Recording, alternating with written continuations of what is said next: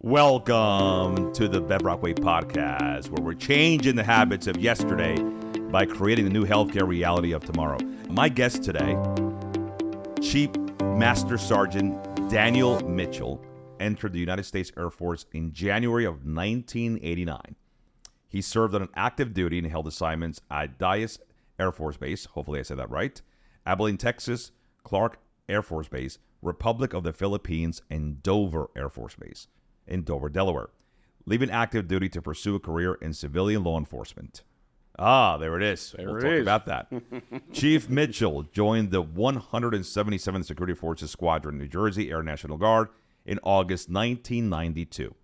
He has served as a Security Forces Fire Team Leader, Squad Leader, Fight Chief, Criminal Investigator, Wing Anti-Terrorism Officer, Security Forces Integrated Base Defense Instructional Staff Team Leader, Training Superintendent, and First Sergeant.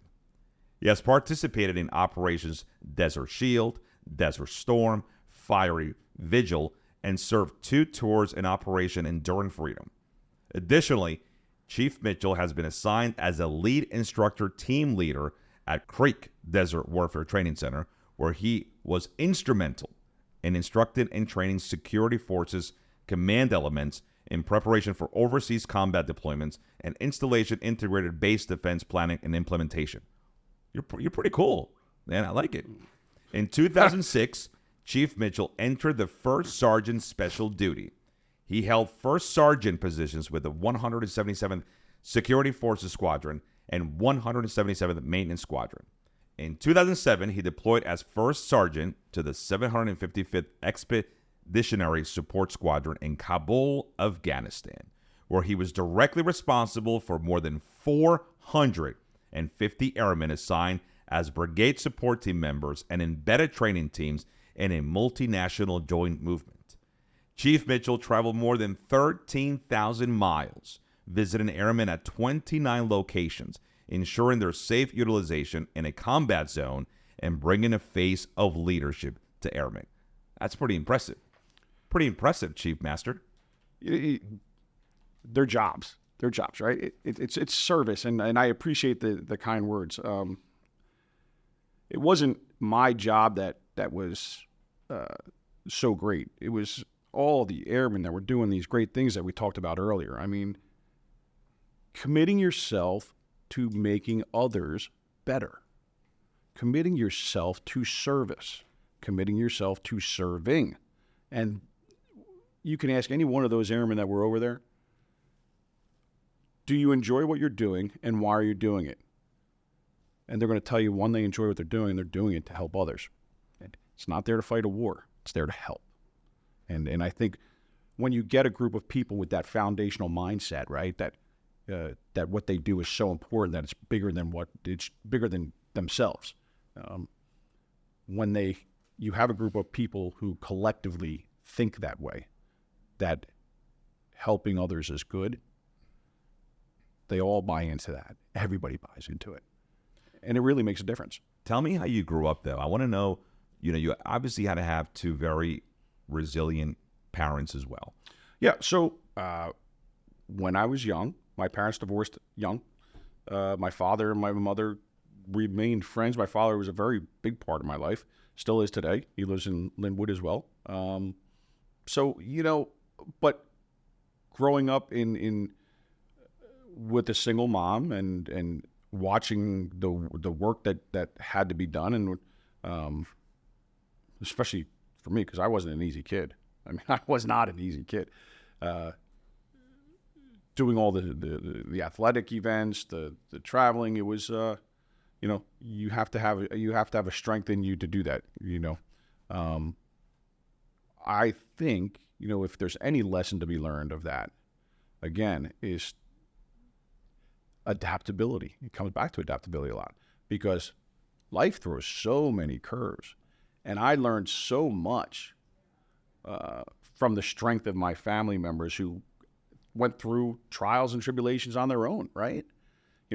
Again, you learn just as much, if not more, from things that happen that may not be great, but you learn how to deal with them, adapt, and how to make change effective change so it doesn't happen again, right? So there was a lot of things that my mother went through when we were younger. You know, I will say we didn't have a lot of money. My mother worked a lot in New York City, in the garment district and other jobs. And then but I don't ever remember wanting for anything. Never. You know, I always had everything I wanted. And I think it's a testament to the ability to, even in times of struggle, portraying a good front, right? And you know, we talk about organizations too, right? You know, we talk about organizations that go through growth issues or difficulties, but those workers need to see a culture that's being created that's going to make them feel safe, secure, wanted, loved. And you know, I know we said we didn't want this to be like a Bedrock thing, but I will say this about the culture of your organization that you're creating, that's starting at the top and trickling its way down. It makes people want to be here. And when people want to be here, they give more effort. And when they give more effort, the patient care becomes better, right? And that's what, you know, you talk a lot about your providers and how proud you are of your providers. But the customer is the patient.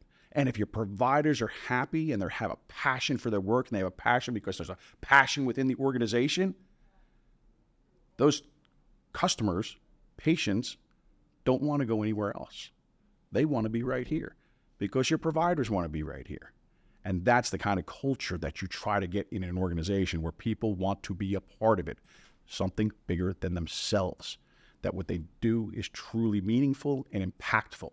So from a strategic leadership standpoint, that culture creation starts right here at the very top, not at the bottom up. You know, we talk about the hierarchy, right? But sure. in organizations,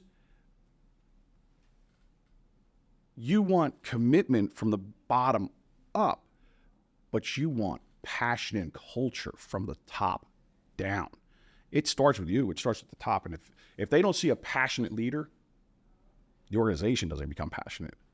And I worked in a lot of organizations, some that were incredibly successful, you know, throughout the military, some not so successful. And a lot of that came from how passionate the leaders were and how much they cared for the airmen and how much they recognized their airmen's commitment to excellence. These were all, you know, we say we should always recognize your employees, right? Always recognize your employees. But it's not just recognizing the employees. It's making them know that what they do is very, very important and you appreciate them. I'm not just recognizing you. I can give you an award. I can write you a letter. Great. That's wonderful. But when I come out to your workplace and I tell you how wonderful it is that you're a part of us, and I want you to stay here because I love what you bring to the table. It's like anything. We talked about this before we went out. You know, one of the biggest things I learned is through coaching kids. Sometimes we overcomplicate leadership, right? We overcomplicate it. We don't need to overcomplicate it. You need people to know that they feel good, that you feel good about them being here. You need them to know that they're appreciated, and you need them to know that everything they do is so very important, not just to the organization, but to the patients. And when people understand that and they feel that, you know, like on the basketball team, I can encourage my team, I can show them things, and I can love them to death, and I can just, every time they come off the court, give them a high five and a hug and tell them they're doing a great job. You know, when you recognize their efforts, you know what happens? They give you more effort. They give you more effort. And that's what it's all about. That's what it's all about, because they want to be here.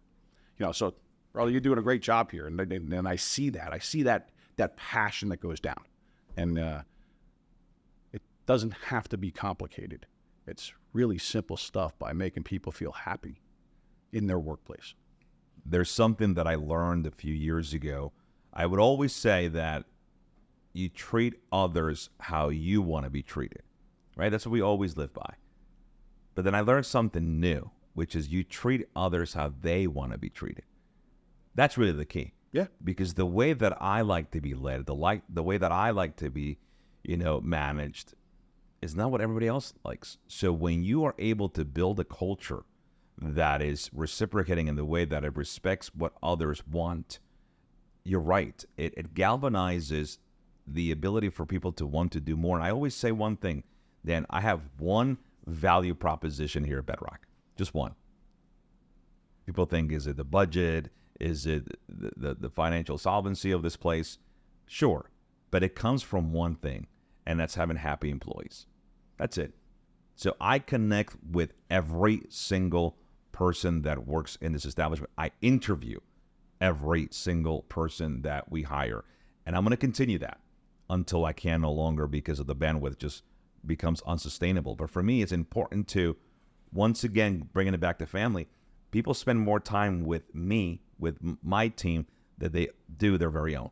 So it is my job, my obligation as a leader, to make sure that they're going to enjoy their time here and they're going to be respected, valued, motivated, led, and sometimes have those disagreements, right? Because we have a lot of disagreements, because that's how we're able to grow. And that's okay. But I think what we have unlocked here at Bedrock, and I'm happy that you brought it up, is the fact that we are building an environment where people feel not that we're going to be down their throats, not that we're going to be punitive, but there's a level of inherent accountability. Everyone here is here to do a job. It's here to excel. No one's here trying to put holes into the ship because they're not the captain. People don't care who the captain is. I happen to have the privilege to lead the team, but I'll tell you right now, we have a lot of talent here. And although I get a lot of the accolades and the credit, I am supported by such an incredible team that I quite frankly consider the best one in the industry. And just like you at home, just like you in your deployments, it wasn't Chief Master Sergeant Danny Mitchell. It was who was behind you, who was in front of you, who was next to you. And not a day goes by here, Dan, that I don't think of the people who are next to me, the people who have joined this mission, and nothing gives me more passion than to know that I have the best team around me, which is going to allow me to get to my goals and beyond. And I think when we surround ourselves with people, I think that really is the celebration of Veterans Day, the acknowledgement that when we are united, we're stronger. When we are united and open-minded, we do better. But when we're small-minded, closed-minded, and divided, we're easily defeated. As a nation, as a workforce, as a family, you have to be united. And I think that's really the theme that I wanted to illustrate to the audience. And of somebody who has so much experience, somebody who I know so well, again, you've been able to make such an incredible career and accolades and a decorated background because you've acknowledged the fact that in Afghanistan, in Egg Harbor Township, in the Philippines, leadership is agnostic to region. Leadership is the same. And like you said, let's not overcomplicate it. It's not overcomplicated. It's not as hard as people make it seem to be. And today's podcast title is something, again, we're celebrating Veterans Day this upcoming weekend, Warrior Wisdom, Leadership Insights from a Veteran. And that's the title of today. And, you know, when we talk about veterans and leadership, why are members of the military such incredible leaders? And there are three main reasons that I did through my research, and I think you'll agree with these, Dan, and I want you to kind of expand on it. Military leaders are considered to be more conservative financially. They're less likely to be involved with corporate fraud, and they're better equipped to steer firms through tough times. They're more decisive. They're used to having to make conviction-led decisions. There are people who have significant more stability when it comes to making decisions. So what do you think about that? Those three aspects of why military leaders make such great business leaders: conservative financially, less likely to be involved in fraud, and they're better equipped to steer firms through tough times. So what did you just tell us, though? You told us that military members are actually developed in a certain way to be able to accomplish all of those things, right? To be able to work in those environments. And it's very true. I mean, it's very true. You have to be fiscally responsible. You have to be good stewards of money. In the military, it's not a bottomless pit of funding, right? So when you're dealing with tax-paying dollars, you have to be responsible to what you're spending things on. You got to hold people accountable, and we do. And I think part of that, when we talk about developing leaders in the military, it starts from day one. You take a young kid that's 18 years old and you tell him what the importance of living by a set of core values is to make him or her successful. That is absolutely the foundation by which they're built upon, and then they grow upon. So, in a couple of years after they're done with their initial training, their initial indoctrination, they go to another development class, a leadership development class, to become an NCO. When you're an NCO, you go to another leadership development class to prepare you to become a senior NCO.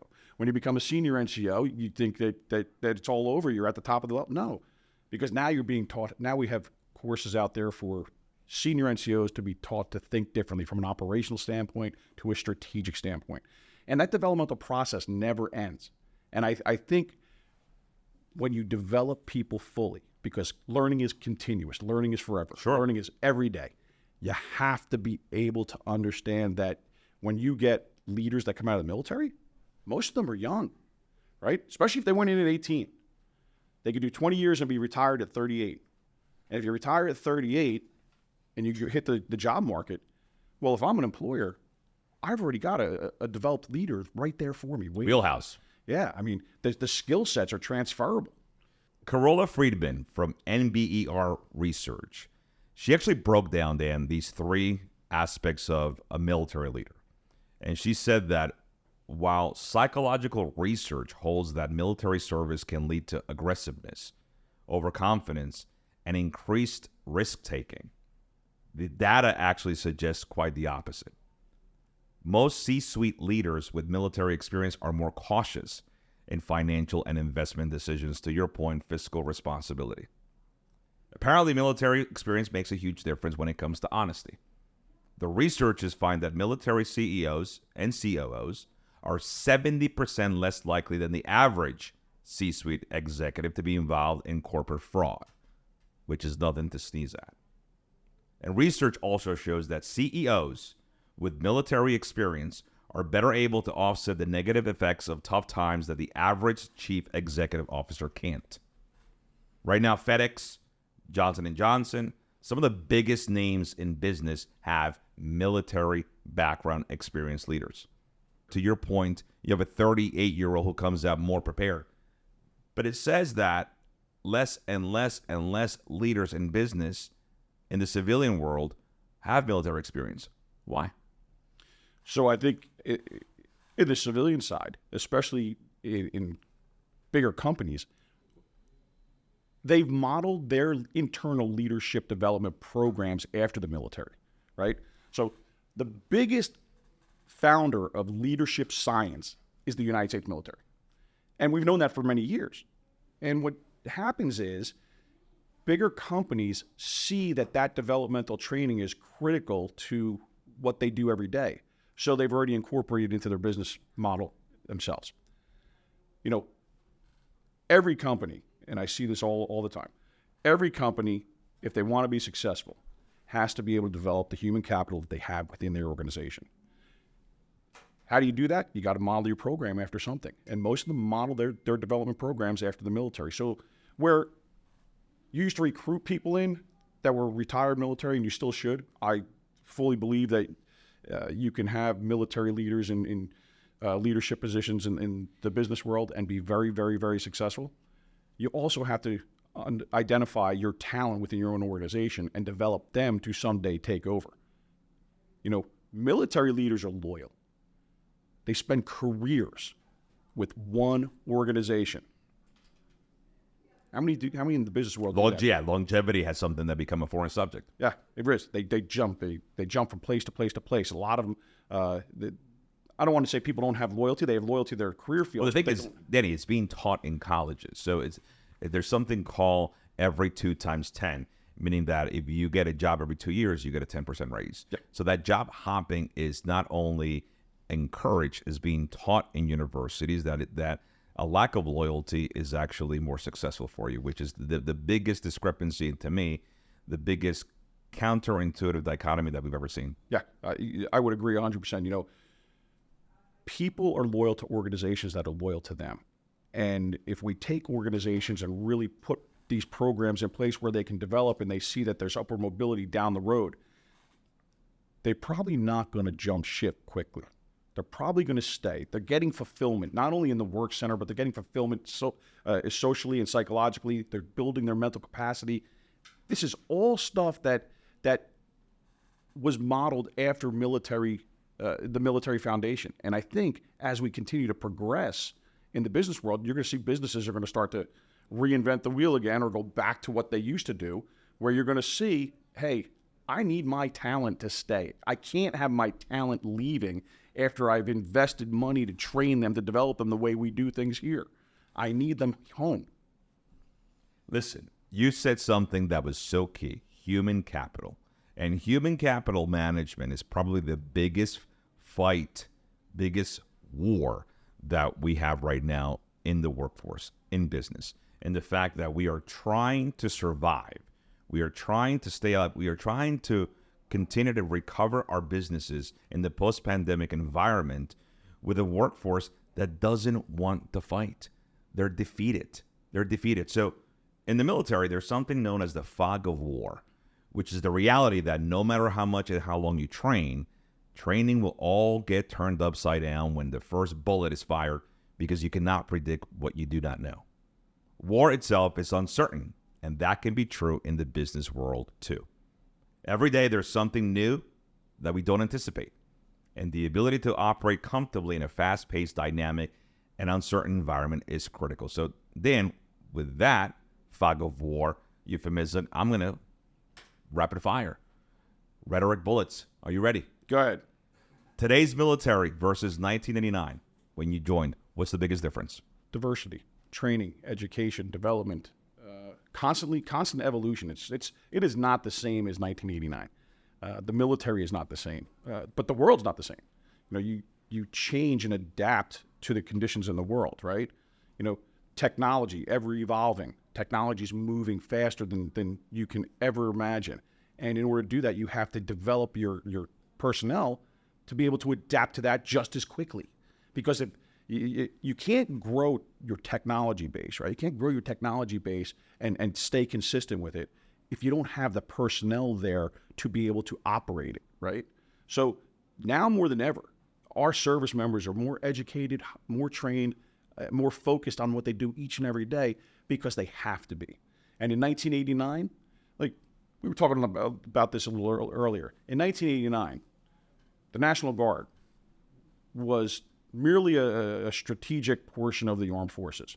And after 9/11, they became a fully operational portion because we're so streamlined, we just don't have the personnel anymore, right? So and if you want to stay an all-voluntary force without having to do a draft, you got to keep the people prepared and use all the resources that you have.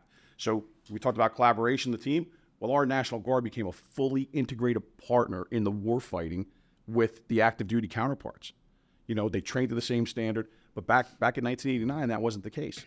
We weren't taking this group of resources that were specifically designed to support our active duty counterparts. Right. We weren't putting them into the mix with them. Well, now we do. In case in point, we talked earlier about my wife and how wonderful she is. She's activated now. She's activated as an Air National Guardsman doing cybersecurity. And to be honest with you, we didn't have cybersecurity in 1989, right? We didn't have Space Force in 1989. We have evolved because the world conditions change. Love it. Who or what inspires you? That's a difficult question because I know so many people actually inspire me. And it's just because I'm a student of lifetime learning, I think that I always seek to find and gain more knowledge. I always want to go out there and find more knowledge with people that are successful. And most people don't say this, but also with people who are not successful. Because you can learn some of the greatest lessons of your life by learning what not to do. Absolutely. You know? I'm constantly observing so that, I know there's a lot of people out there that always say, well, this person has inspired me. This person is the one I want to be like. This is who I choose to model myself after. For me, I have all of these influences in my life, from the great leaders that I worked for through the course of my career, the people that I crossed paths with my fellow students as I grew and developed in the military. I try to take something away from everybody. So I can't say that there's any one individual. And what I tell people all the time is, if you truly want to be successful, try and find at least 5 people that you identify with, right? That you aspire to be like one day, and see what makes them successful. And if you can adopt those processes into your own personal life, you will become successful too. Not any one person, at least 5. What 5 people are the most influential people that you can think of that help you develop? I like that. What advice would you give to veterans who are transitioning into a post-military career? It's difficult. Let me tell you how difficult this was for me. We talked about loyalty earlier. My entire adult life, up until I was 47 years old, I worked for 2 employers. 2. My entire adult life, from 18 to 47. When I retired from those positions, everyone thinks retirement's going to be great. Everyone thinks retirement is what you worked for your whole life, right? Thought I was going to play golf every day, hang out, I had become accustomed to operating such a high ops tempo for so long, for so many years, it became very difficult. Retirement was not retirement. Retirement was actually more work. And I'll tell you one of the things that happened to me. I became depressed. I did. I became depressed. Started self-medicating with alcohol more than I should have. I really didn't handle transitioning out of the military and the law enforcement life in a good way. A lot of our veterans struggle with that too. If I'm talking to a veteran right now, I'm saying, don't take the time. Don't dwell. We now have programs, especially on our active duty right now, that allow for people to, within 6 months of retirement, actually get placed in a program that puts them with employers, and then they can find a job before they even leave. When you sit at home a lot, you start to get bored real easy. Especially if you're used to that go. So if the transition is that difficult, why should employers hire veterans? Well, like we already spoke about, when you hire veterans, you have someone who's got training, education, and experience. They've already developed into some form of leadership role, because we start at the very beginning. We start training leaders at the very beginning. From the first day they enter basic training, they are taught to be a leader. And if you're looking to enhance your business, hiring a veteran gives you a bunch of boxes already checked. It's not like hiring someone right out of college that just that hasn't worked anywhere before, right? And this is their first job, and now you're training and you're developing them, and you're investing a lot of time and money before you can get them to a level of proficiency that's acceptable. You hire a veteran, you got someone that's already got those blocks checked. They know what it's like. I consider it a privilege. I think every time that we hire veterans, I know I'm getting a person who will bring a high degree of discipline, capability, and determination. I think another important trait that veterans bring to the workplace is selfless leadership. And we're seeing less and less selfless leadership. Why? Because serving in the military, you learn to be concerned with the success of others more than yourself. That ability to take care of a team is invaluable, especially in business. It's also important as a nation that we recognize, especially as we celebrate Veterans Day, the true value that veterans bring to our organizations. And I researched this last week, Danny, and this is crazy to me.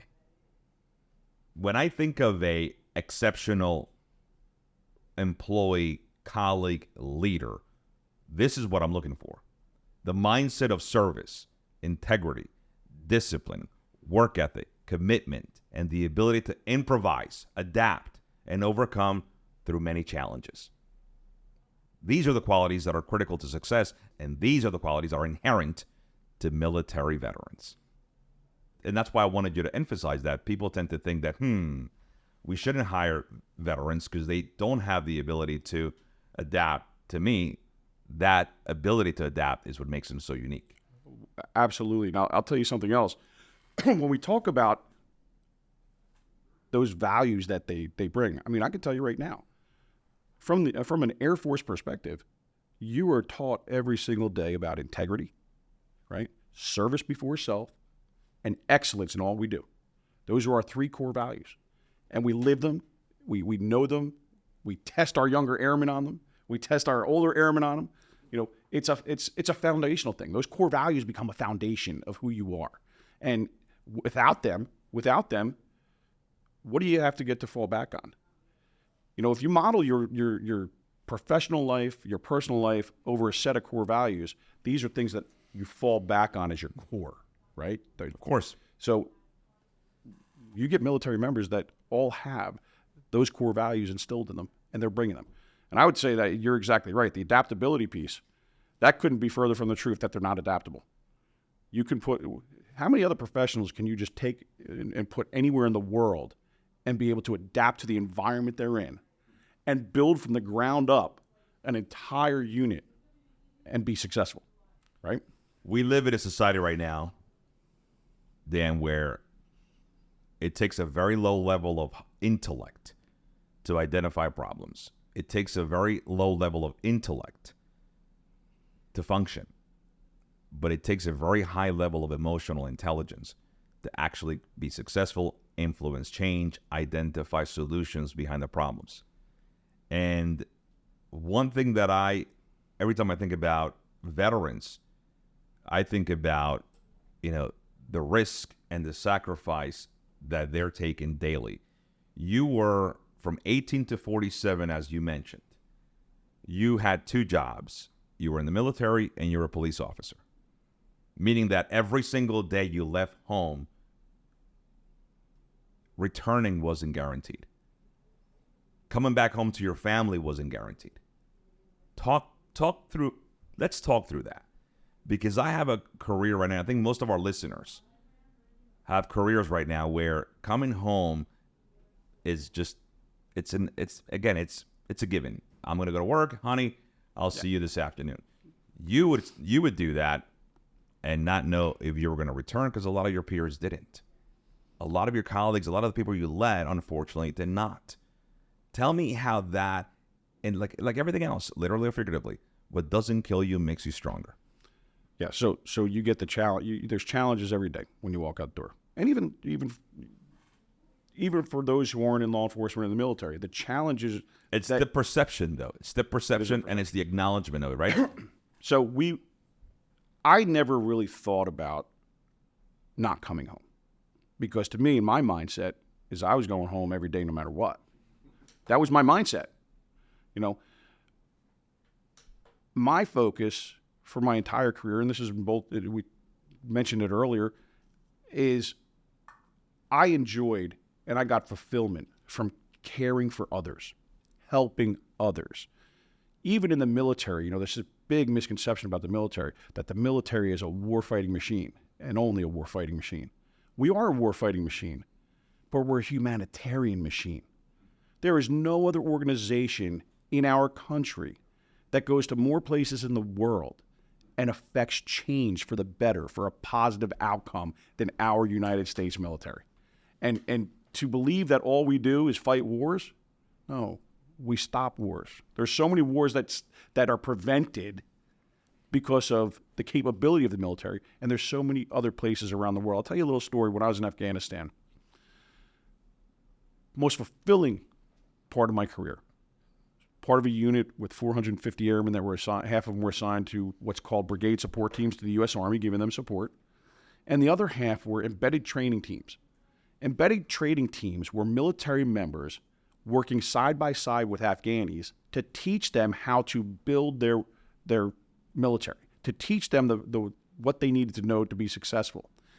And the biggest regret that I have is that we didn't finish it.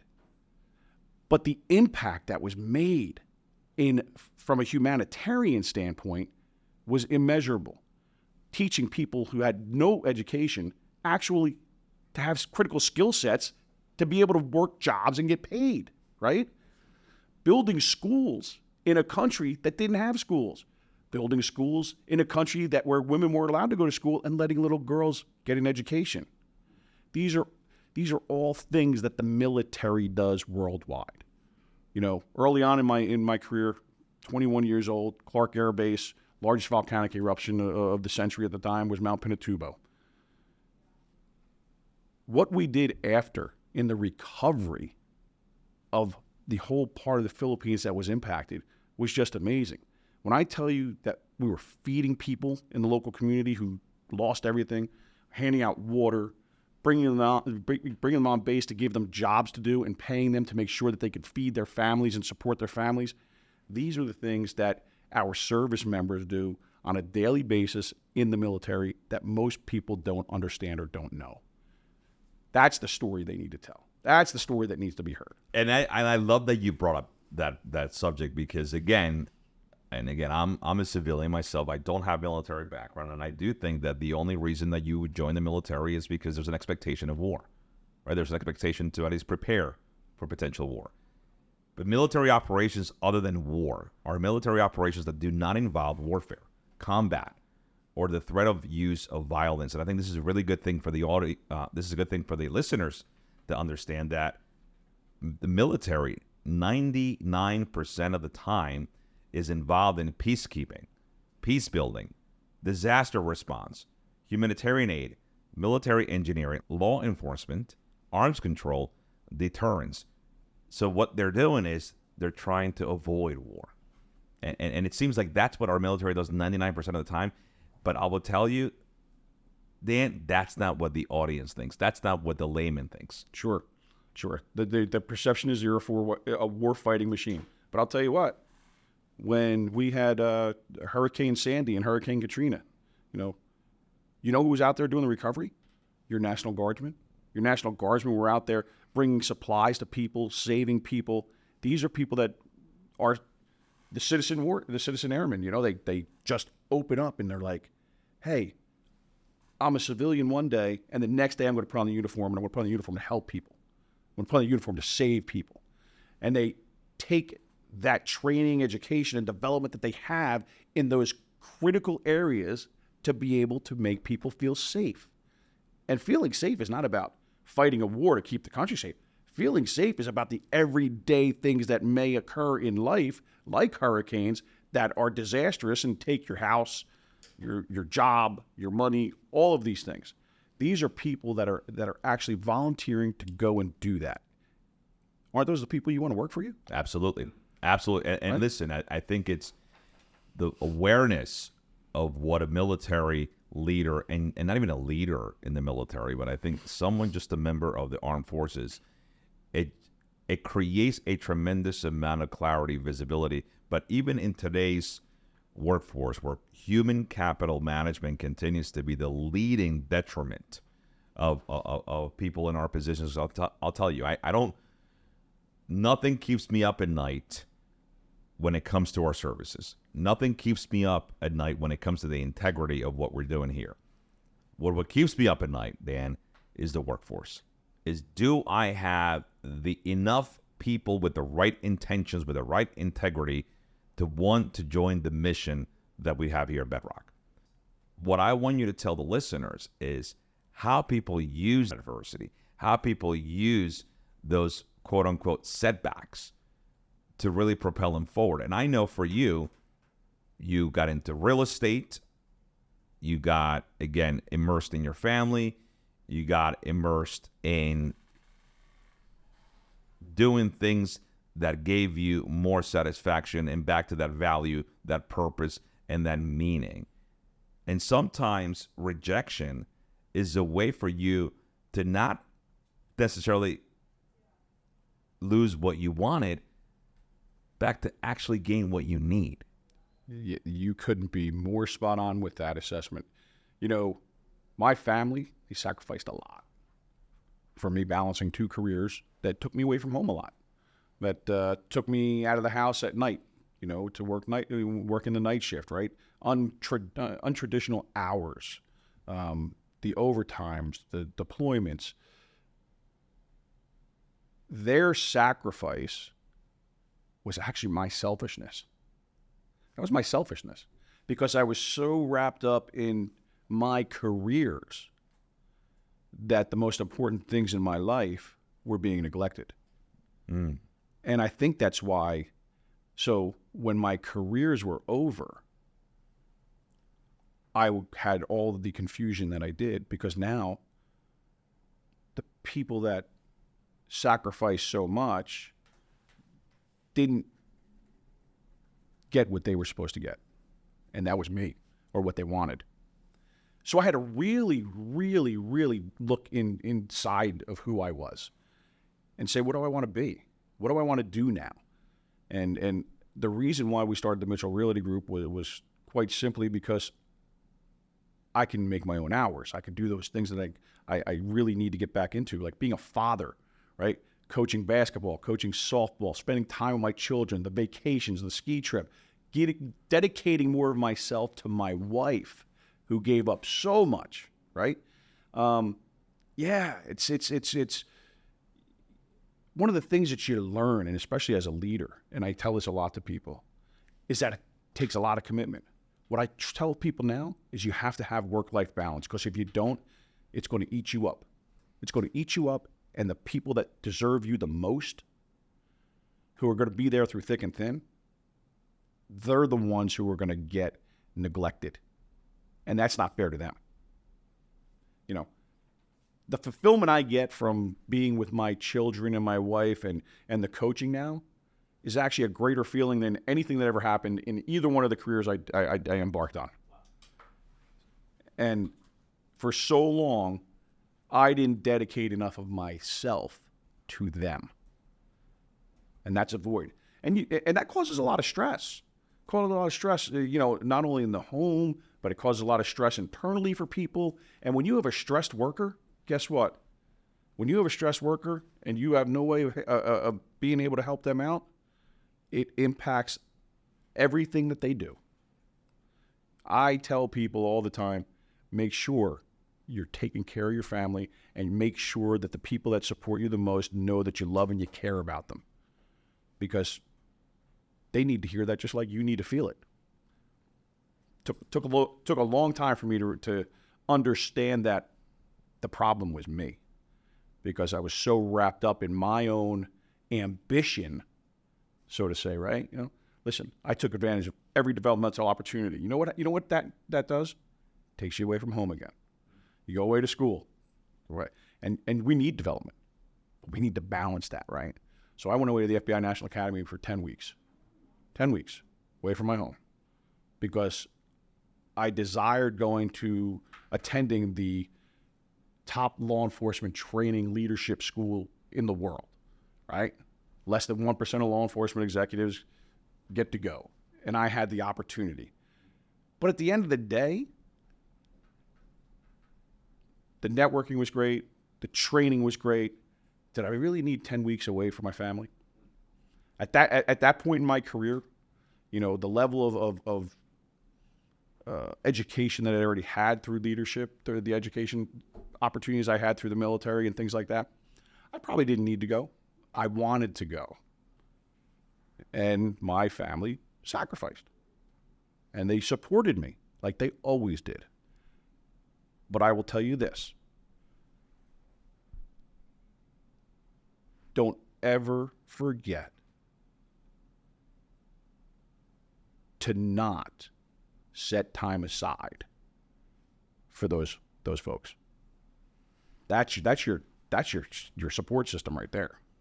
That's it. And I want to get into that. I want to get into your support system. But sometimes, Dan, the greatest gifts are the ones you never receive.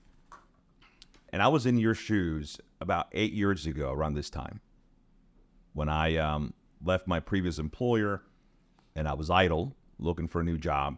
And I think I took off October, November, December, January.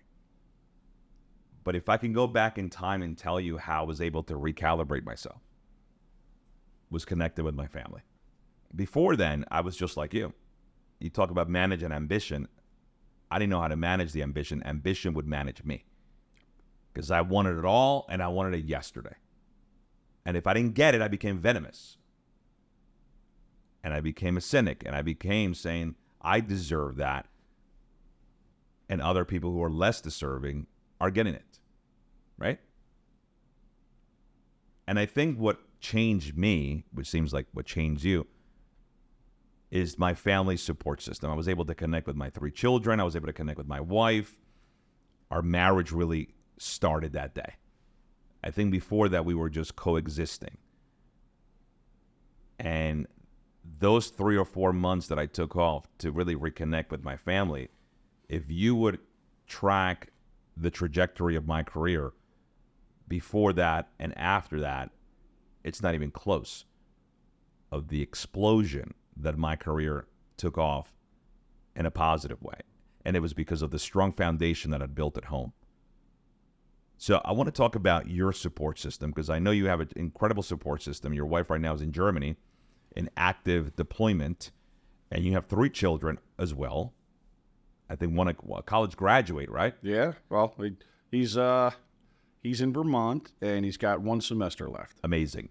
So let's talk about your family support system, because I also think that is one of the most powerful things about anyone in military service and anyone in law enforcement is the incredible sacrifice that the family members make. And the fact that the family members put their life second to catapult you to first, right? And that selflessness that, and almost like families do it, without even thinking, to me, is something that should be celebrated as we talk about veterans, because is that behind that veteran, behind every serviceman, behind every single military member that gets on that plane, on that boat, whatever, there is a tremendous foundation in the family that they leave behind, that sometimes is a spouse with kids, sometimes is a parent, sometimes is a mourning, friend, colleague. There's collateral damage to that. So tell me how you've been able to have such a beautiful family, beautiful support system. I met your mom over the summer at a party. She is a riot, by the way. One of the funniest ladies. I saw her roasting you the whole time, which I loved. I mean, she's great. So talk to me about that, because I really admire that about you. The ability, listening to you and knowing a little bit more about you, a lot more about you in the last few, 45 minutes, whatever we've been talking, and you've given up a lot of your time, our biggest commodity, to the military, to being someone who has been a servant and really have done it at the detriment of your support system. But yet your support system continues to be as rock solid as possible. How do you manage that? A strong wife. A strong wife. Are you kidding? The strength of her does not get choked up. The strength of my wife to have to deal with me, the employers, the jobs, the nights alone, sick kids by herself. Yeah. And then deal with me not handling things the right way, through that trial and error period after I retired, that transition, that's difficult too. So yeah, that's the rock. That's the foundation. That's the foundation. And without that kind of strength, you got to be an incredibly strong spouse to be a military spouse. You got the challenges that you face, like you said earlier, you go out on, your spouse goes on a deployment. Well, guess what? I have to constantly worry about whether they're coming back, and I have to constantly worry about what happens if they don't come back. How does that turn your world upside down, right? You think military spouses don't think that? I mean, no one ever wants to think about it, but the reality is they do. The reality is they do. So, I am very, very lucky to have my mother, who's an incredibly strong woman. You know, I mean, if I had to have a role model for my wife in strength, it would have been my mother. And my wife now they are completely different. Don't get me wrong. They are completely different people. But the internal strength that they have and they possess to be able to go through the things that they do and handle things on their own is amazing. It truly is. And that's something I admire the most from both of them. You try to have someone that leads by example. And I think for my two girls at home, having a mother as a role model like she is, first as a military spouse and now as a military member, is something that is very, very good for them. And that environment, my girls are very passionate about the military. They're very passionate about being a military family. They know who they are. They know what they are, and they know why mommy and daddy did what they did. You know, and I think it creates a resilient child when they have to go through that, and that's key, right? Resiliency. You know, we talk about having strong minds and strong bodies, because without a combination of the two, you know, you kind of lose your way, right? I have some resilient kids, and I know that, and I'm proud of them. Listen, they come from a resilient family. Yeah. Resilient parents create resilient kids. It's the old adage where strong men create good times, but weak men create hard times. But listen, it was a pleasure to have you on the podcast. It was a privilege for me. Happy Veterans Day. Thank you for your service. Pleasure was all mine, brother. This is a wonderful thing you're doing. It's great. It really is. And I appreciate you. And we are changing the habits of yesterday by creating the new healthcare reality of tomorrow. Thanks, Dan. I appreciate you.